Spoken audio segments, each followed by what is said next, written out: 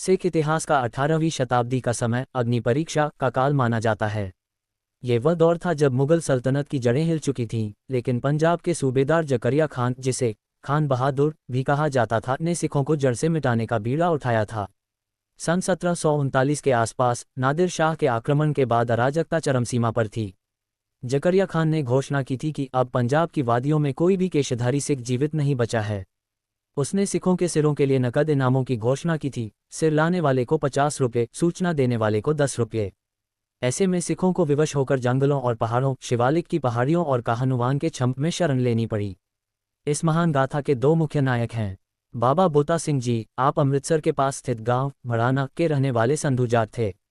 आप गुरु घर के अनन्य सेवक और एक निडर योद्धा थे। बाबा गरजा सिंह जी, आप बाबा बोता सिंह जी के अभिन्न मित्र और एक निष्ठावान सिख थे। आप मजहबी सिख रंगरेटा समुदाय से संबंध रखते थे। इन दोनों की अटूट मित्रता ने गुरु गोविंद सिंह जी के उस संकल्प को सिद्ध किया जिसमें उन्होंने जात पात को मिटाकर खालसा की रचना की थी। वह घटना जिसने इतिहास की धारा बदल दी। एक बार बाबा बोता सिंह और बाबा गरजा सिंह गुप्त रूप से अमृतसर के दर्शन करके वापस लौट रहे थे। दिन के समय पकड़े जाने के डर से वे तरनतारन के पास नूरदीन की सराय के पास झाड़ियों में छिप गए। उसी समय वहां से दो मुगल घुड़सवार गुजरे। झाड़ियों में आहट पाकर एक सैनिक रुका और बोला, देखना, वहां शायद कोई सिख छिपा है। दूसरे सैनिक ने तिरस्कार के साथ कहा, असंभव, जकरिया खान ने तो सिखों की नस्ल ही खत्म कर दी है। जो बचे खुचे हैं वे पहाड़ों की कंदराओं में दुबक कर बैठे हैं। और फिर सिख तो शेर होते हैं, वे ऐसे गीदड़ों की तरह छिपकर नहीं बैठते। अगर वह सिख होता तो सामने आकर लड़ता। ये बात बाबा बोता सिंह जी के हृदय में तीर की तरह चुभ गई।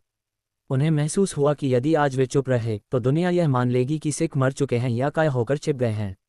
उन्होंने बाबा गरजा सिंह से कहा, भाई, अब छिपना बंद। अब हम दुनिया को बताएंगे कि खालसा न केवल जीवित है बल्कि वह आज भी राज करने का दम रखता है। दोनों सिंहों ने निर्णय लिया कि वे उसी व्यस्त जरनैली सड़क भावजी टी रोड पर अपनी चौकी स्थापित करेंगे जहां से मुगल काफिले गुजरते थे। उनके पास तलवारें नहीं थीं, केवल मजबूत लकड़ी के मोटे सोटे थे। उन्होंने सड़क के बीचों बीच खड़े होकर टैक्स वसूलना शुरू कर दिया। उन्होंने ये कर प्रतीकात्मक रूप से रखा ताकि संदेश सरकार तक पहुंचे।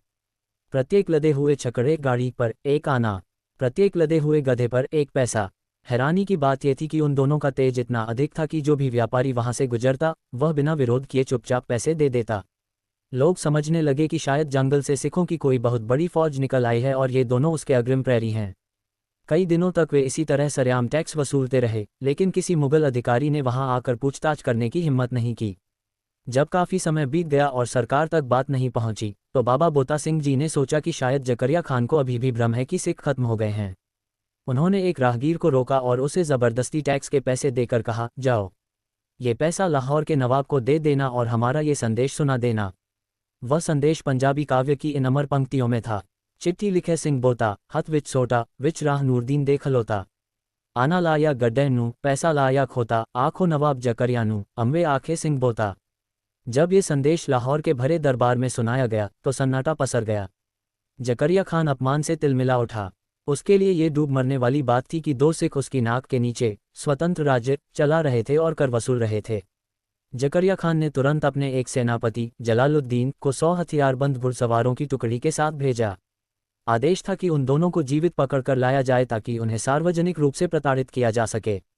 जब मुगल फौज नूरदीन की सराय पहुंची तो उन्होंने देखा कि दो लंबे चौड़े कद के सिंह हाथ में मोटे डंडे लिए शांत खड़े हैं। जलालुद्दीन ने उन्हें आत्मसमर्पण करने को कहा, लेकिन बाबा बोता सिंह जी ने गरजकर जवाब दिया, सिख केवल अकाल पुरख के सामने झुकता है। यदि तुम में साहस है तो बारी बारी से मुकाबला करो। जब मुगल सैनिकों ने उन्हें घेरने की कोशिश की तो दोनों सिंहों ने अपनी पीठ एक दूसरे से जोड़ ली। यह एक अद्भुत और असमान युद्ध था। एक तरफ 100 सैनिक आधुनिक हथियारों, तलवारों और भालों के साथ थे और दूसरी तरफ केवल 2 सिंह अपनी लाठियों के साथ। कहा जाता है कि उन्होंने अपनी लाठियों के प्रहार से कई सैनिकों के सिर फोड़ दिए और कईयों को घोड़ों से नीचे गिरा दिया। जलालुद्दीन ने जब देखा कि उसके सैनिक 2 सिखों को काबू नहीं कर पा रहे हैं तो उसने धोखे और बुज़दिली का सहारा लिया। उसने अपने सैनिकों को दूर से गोलियां और तीर चलाने का आदेश दिया। शरीर गोलियों से छलनी हो गया, लेकिन जब तक सांस रही वे मुगलों को ललकारते रहे। अंततः बाबा बोता सिंह और बाबा गरजा सिंह वीरतापूर्वक लड़ते हुए शहीद हो गए। बाबा बोता सिंह और बाबा गरजा सिंह की शहादत कोई साधारण मृत्यु नहीं थी, ये सिख पंथ के पुनरुद्धार का मोड़ था। इस घटना ने सिखों के मन से मुगलों का डर पूरी तरह निकाल दिया। उन्हें समझ आ गया कि यदि 2 सिंह 100 का मुकाबला कर सकते हैं तो पूरा खालसा क्या नहीं कर सकता। राज करेगा खालसा, उन्होंने सिद्ध किया कि राज मांगने से नहीं बल्कि अपनी शक्ति और पहचान प्रकट करने से मिलता है।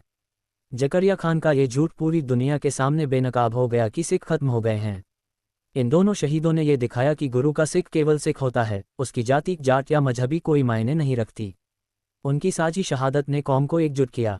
आज भी तरनतारन साहिब के पास उनकी याद में गुरुद्वारा साहिब सुशोभित है। सिख अपनी दैनिक अरदास प्रार्थना में जब उन शहीदों को याद करो जिन्होंने धर्म हेतु अपना शीश दिया कहते हैं, तो बाबा बोता सिंह और बाबा गरजा सिंह का नाम श्रद्धा के साथ मन में उभरता है। उनकी गाथा हमें सिखाती है कि संख्या बल से बड़ा आत्मबल होता है।